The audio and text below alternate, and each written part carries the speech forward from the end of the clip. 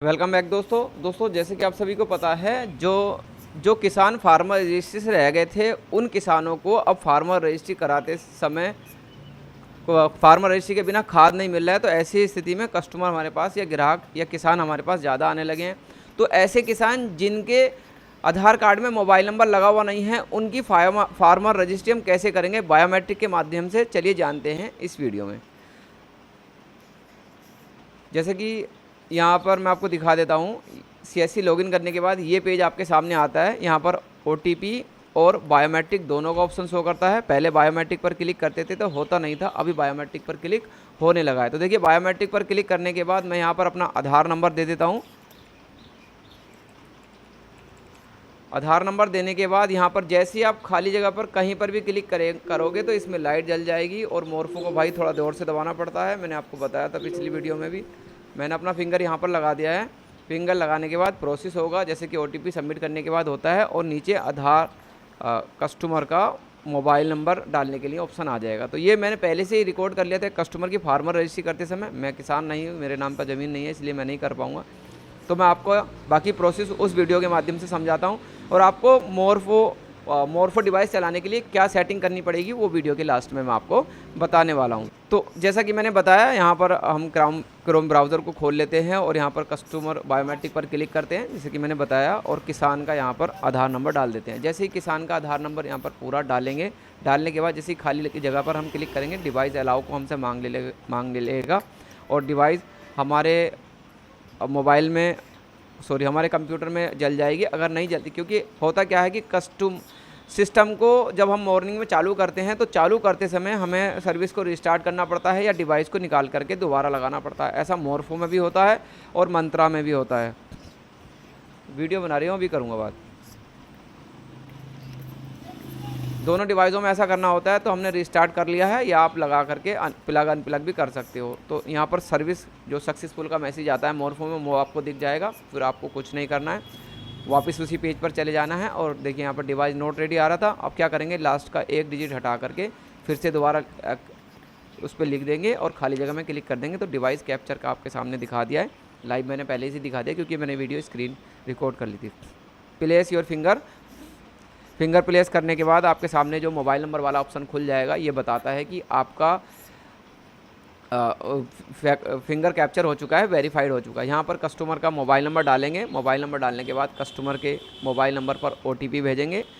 OTP भेजने के बाद जैसे कि आप सभी जानते हैं कि यहाँ पर OTP एंटर किया जाएगा। OTP कस्टमर ने जो है गलत बता दिया था, हम OTP को एडिट करते हैं, जो भी उनसे पूछ करके वेरीफाई करके, और यहाँ पर OTP सबमिट करते हैं। तो लास्ट का डिजिट गलत था, वेरीफाई पर क्लिक किया तो देख सकते हैं कस्टमर का मोबाइल नंबर भी वेरीफाई हो गया। और बाकी ये सब तो आपको आता ही होगा, फिर मैं आपको बता देता हूँ। कस्टमर का मोबाइल नंबर वेरीफाई हो गया। ईमेल आईडी डालने की आपको कोई ज़रूरत नहीं है, बिना ईमेल आईडी के भी फार्मर रजिस्ट्री हो जाती है। स्क्रॉल करेंगे, कस्टमर का जो नाम है इंग्लिश में उसी के हिसाब से हिंदी में टाइप करेंगे। और हिंदी कीबोर्ड करने के लिए आपको कीबोर्ड का विंडो प्लस स्पेस बटन आपको दबाना पड़ेगा। उसके बाद आपका कीबोर्ड हिंदी में हो जाएगा। हिंदी में होने के बाद जैसा नाम कस्टमर के आधार में है सेम वही लिखेंगे। अगर आप गलत लिख देते हो फिर कस्टमर आपसे कहेगा कि भाई नाम मिसमैच हो गया, या फ़र्द में नाम मिसमैच वाली समस्या भी आपके सामने आ रही होंगी। कस्टमर का सेम नाम यहाँ पर हम एंटर कर देते हैं जैसा भी रहेगा। और उसके बाद उनकी कैटेगरी क्या रहेगी, लास्ट में स्पेस रह जाता है हिंदी में लिखने पर, वो हटा देंगे। कैटेगरी जो है उनकी वो डाल देंगे। उसके बाद उनके फादर्स नेम जो आधार कार्ड है उसी के अनुसार हमें यहाँ पर टाइप कर देना है। और जो उनका सरनेम है वो भी यहाँ पर हम लिख देते हैं। ये सब मैंने हाइड कर दिया है कि अब तो सभी जानते हैं यूट्यूब की पॉलिसी की वजह से अगर हम हाइड नहीं करते हैं फिर भी यूट्यूब हमारी वीडियो को हटा देता है अगर हाइड नहीं करते हैं कस्टमर की रिस्पॉन्सिबिलिटी देखते हुए। यहाँ पर कुछ लोगों का इंग्लिश में एड्रेस लिखा हुआ आ जाता है, कुछ का नहीं आता है। तो यहाँ पर इंग्लिश में एड्रेस हम टाइप कर देंगे। अगर आपने यहाँ पर हिंदी में लिख दिया तो इस पर डबल क्लिक करके उठा करके वहाँ पर रख दे दें। ये प्रोसेस मैंने राशन कार्ड में भी बताया था कि ऐसा हो जाता है। इंग्लिश में टाइप करेंगे। उसके बाद इनका गांव सिलेक्ट नहीं हो रहा है तो गांव सिलेक्ट कर लेंगे, क्योंकि कुछ लोगों का डाटा उठा लेता है, कुछ लोगों का नहीं उठाता है। फिर उसके बाद स्क्रॉल करेंगे। स्क्रॉल करने के बाद यहाँ पर आ जाएगा आपका लैंड वाला ऑप्शन, ओनरशिप क्लिक करेंगे या ओनर क्लिक करेंगे। उसके बाद आपको यहाँ पर डिस्ट्रिक्ट सेलेक्ट कर लेना है। डिस्ट्रिक्ट सेलेक्ट करने के बाद आपकी तहसील यहाँ पर आ जाएगी। तहसील के बाद आपका जो गाँव है वो सिलेक्ट कर लेना है।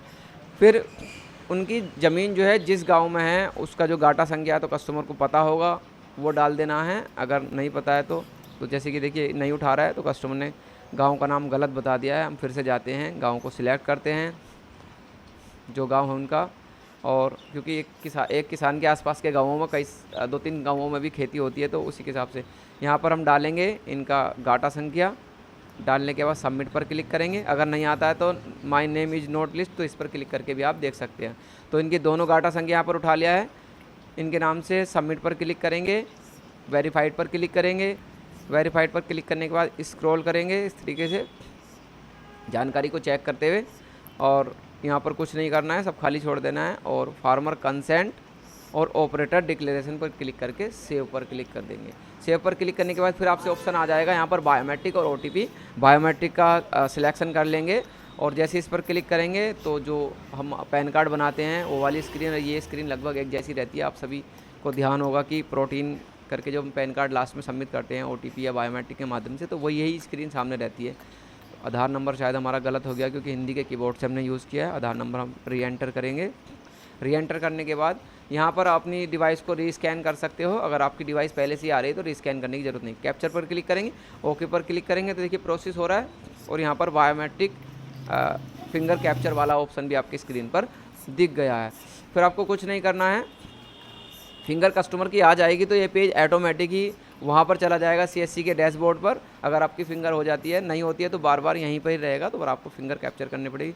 फिंगर कैप्चर सक्सेसफुल आ गया, आपने ओके किया तो वैसे ही सीएससी का जो गेटवे पेज है उस पर आ जाएगा। जो सीएससी का पेमेंट है इसका वो आपको यहाँ पर कर देना है। उसके बाद यहाँ पर आपको अपना सीएससी का वैलेट पिन डाल देना है। सबमिट पर क्लिक करेंगे, सक्सेस हो चुका है और आपके सामने फार्मर रजिस्ट्री बिना आधार ओटीपी के बन चुकी है। कस्टमर को डाउनलोड करके मैं 50 कस्टम में जाकर के 50 लिखता हूँ तो ये एक ही पेज में आ जाती है।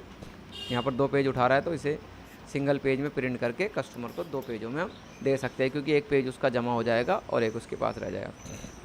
अब मैं आपको बता दूं कि इसकी सेटिंग क्या रहने वाली है। सेटिंग किस सेटिंग के आधार पर हमने किया था, यहाँ पर जाते हैं हम, इसे खोलते हैं तो सीएससी मोरफो का डिवाइस के जो पूरी इन्फॉर्मेशन आपके सामने आ जाएगी। चलते हैं कॉन्फ़िगरेशन पर। आपको देख सकते हैं यहाँ पर सिंगल सिलेक्ट किया हुआ है। HTTP 127 वाला ऑप्शन जो पहला वाला रहता है, सेकंड वाला सॉरी, उसे सिलेक्ट किया है, और यहाँ पर लॉक्स डिसेबल और प्रॉक्सी डिसेबल करके मेरी सेटिंग यही रहती है। सीएससी के लगभग सभी चीज़ों में ये काम कर रही है, और पैन कार्ड की जो सर्विस है उसमें भी ये काम कर रही है, और किसान की जो फार्मर नया किसान पंजीकरण कर रहे हैं हम PM किसान वाला, उसमें भी यही सेटिंग काम करने वाली है। तो आपने देखा हमने इसमें फार्मर रजिस्ट्री बिना आधार OTP के की, बायोमेट्रिक के माध्यम से, और आसानी से हो भी गई है। मुझे कोई प्रॉब्लम इसमें नहीं आई है, आप भी इस तरीके से कर सकते हो। तो इस वीडियो संबंधी आपकी कोई क्वेरी है तो आप हमारे चैनल पर कमेंट्स करें। वीडियो अच्छा लगा तो वीडियो को लाइक करें, चैनल पर नए हैं तो चैनल को सब्सक्राइब करें।